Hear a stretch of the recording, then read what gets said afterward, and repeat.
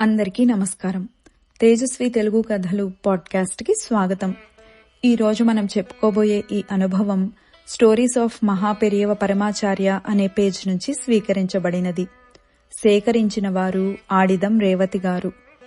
ఈ అనుభవం పేరు దారంతో కట్టిన పూలు. చెన్నై నుండి ఒక భక్తుడు చాలా పూలు తెచ్చి శ్రీమఠంలో ఒక పెద్ద రాశిగా పోశాడు. అందులో చాలా రకాలైన పూలున్నాయి.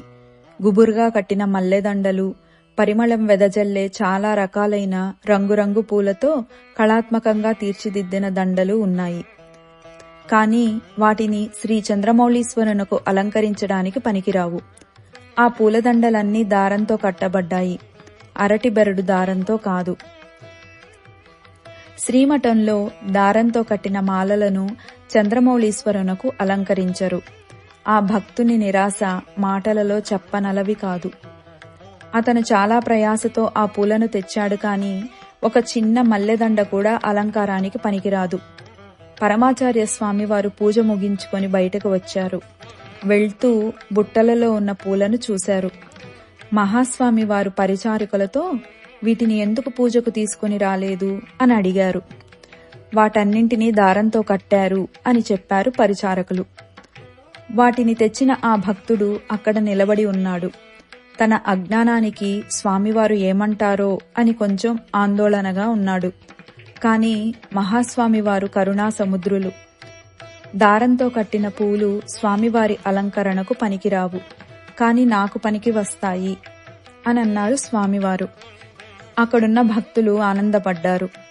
పరమాచార్య స్వామివారు ఒక చెక్క పీఠం పైన కూర్చున్నారు. తెచ్చిన పూలను మాలలను స్వామివారికి అలంకరించారు.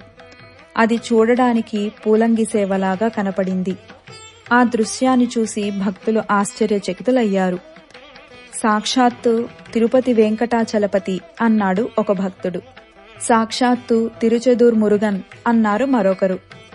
సాక్షాత్తు కంచి కామాక్షియే అన్నారు ఇంకొకరు. ఒక వేదాంతి పారవస్యంతో ఇలా అన్నాడు: ఈ ప్రపంచం జగన్మిథ్య అని చెప్పేవారందరూ ఒక్కసారి ఆలోచించండి. ఈ క్షణం వాస్తవం, సత్యం. బ్రహ్మం సత్యం. దేవుడు ఉన్నాడు అన్నది నిజం. దేవుడు గుణహితుడై పరిపూర్ణ గుణముల చేత ప్రకాశించి ఉన్నాడు.